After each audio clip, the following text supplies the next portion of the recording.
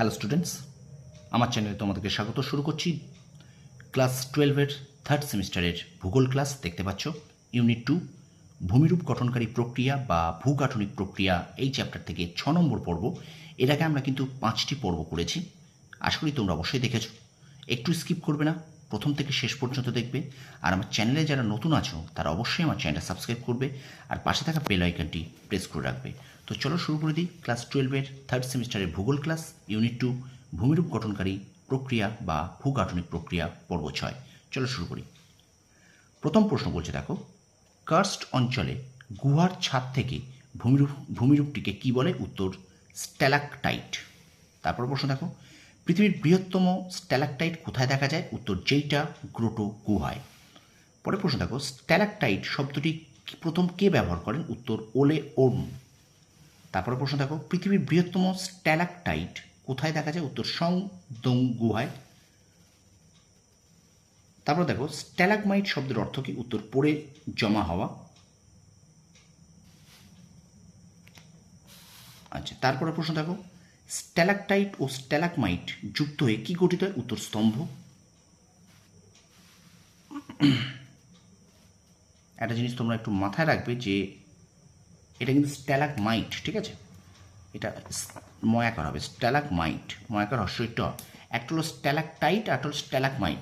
আমি 3 নম্বর প্রশ্ন আরেকবার বলছি, স্ট্যালাকটাইট শব্দটি প্রথম কে ব্যবহার করেন? উত্তর ওলে অর্ম। পৃথিবীর বৃহত্তম স্ট্যালাগমাইট কোথায় দেখা যায়? উত্তর দুং গুহায়। এবার বলছে স্ট্যালাগমাইট শব্দের অর্থ কি? উত্তর হবে পড়ে জমা হওয়া। এরপরে দেখো, স্ট্যালাকটাইট ও স্ট্যালাগমাইট যুক্ত হয়ে কী গঠিত হয়? উত্তর স্তম্ভ। তারপর প্রশ্ন দেখো, ভারতের কোথায় গুহা স্তম্ভ দেখতে পাওয়া যায়? উত্তর তপকেশ্বর। তারপর প্রশ্ন দেখো, চুনাপাথর গঠিত গুহায় দ্রবীভূত চুন তির্যকভাবে বৃদ্ধি পেলে কি গঠিত হয়? উত্তর হেলিকটাইট।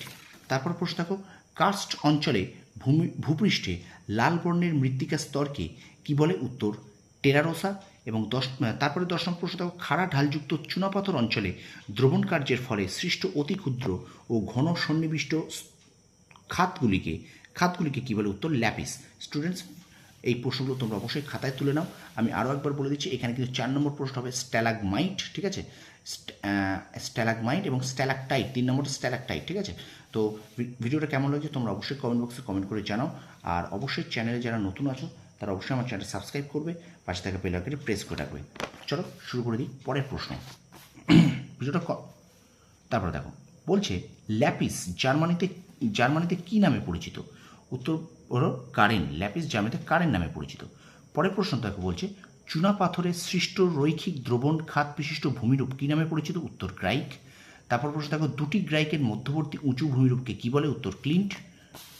তারপর প্রশ্ন দেখো, ভারতের কোথায় গ্রাইক ও ক্লিন্ট দেখতে পাওয়া যায়? উত্তর নন্দিনী খনি অঞ্চলে। তারপর প্রশ্ন দেখো, কার্স্ট অঞ্চলে দ্রবণ গর্ত কি নামে পরিচিত? উত্তর ম্যাকাটিয়া। পরের প্রশ্ন বলছে, দেখো, কার্স্ট অঞ্চলে সিঙ্কহোল আয়তনে বড় হয়ে কোন ভূমিরূপ গঠন করে? উত্তর সোয়ালোহোল। কার্স্ট অঞ্চলে সিঙ্কহোল আয়তনে বড় হয়ে কোন ভূমিরূপ গঠন করে? উত্তর সোয়ালোহোল। 17 নম্বর প্রশ্ন দেখো, ডোলাইন ক্রমশ আয়তনে প্রসারিত হয়ে কোন ভূমিরূপ গঠন করে? উত্তর দ্রবণ প্যান। এরপরে প্রশ্ন দেখো, পোলজের মধ্যে অবস্থিত কঠিন শিলায় গঠিত টিলাগুলিকে কি বলা হয়? উত্তর ক্লিন্ট। তারপর প্রশ্ন দেখো, ভারতে কোন ভূমিরূপটিকে রাবণ ভাটা বলে? উত্তর হামস। 20 নম্বর প্রশ্ন দেখো, কোন ভূমিরূপ জার্মানিতে টুম কার্স্ট নামে পরিচিত? উত্তর কার্স্ট টাওয়ার। 21 নম্বর প্রশ্ন দেখো, সিঙ্কিং ক্রিক কোথায় দেখা যায়? উত্তর অন্ধ উপত্যকা। এবং শেষ প্রশ্ন দেখো, ভারতের কোথায় প্রাকৃতিক সুড়ঙ্গ দেখা যায়? উত্তর মারদেও পর্বতে। তো স্টুডেন্টস, এই 22টি প্রশ্ন তোমরা অবশ্যই খাতায় লিখে নাও, খাতায় লিখে নোট করে রাখো। আর অবশ্যই তোমরা বারবার পড়তে থাকো। দেখো, শর্ট প্রশ্ন তোমরা যদি বারবার রিভিশন না দাও তাহলে কিন্তু শর্ট প্রশ্ন তোমরা ভুলে যাবে। তোমরা এখান থেকে এমসিকিউ, শূন্যস্থান পূরণ এমসিকিউ বা তোমাদের বিবৃতি এই হিসেবে কিন্তু তোমরা অবশ্যই পাবে। এ আশা আমি রাখি, কারণ তোমাদের এই প্রশ্নগুলো কিন্তু পরীক্ষার জন্য ভীষণ উপযোগী হতে চলেছে ক্লাস 12-এর থার্ড সেমিস্টার যারা দেবে, ঠিক আছে?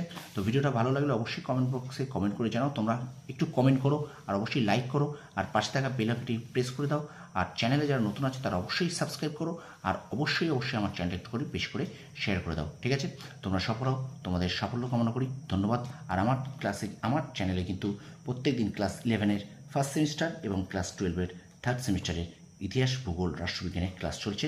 সুতরাং অবশ্যই আমার চ্যানেলটা ফলো করতে ভুলবে না, চ্যানেলটা সাবস্ক্রাইব করতে ভুলবে না, আর একটু বেশি করে শেয়ার করে দাও। তোমরা সফল হও, তোমাদের সাফল্য কামনা করি। ধন্যবাদ।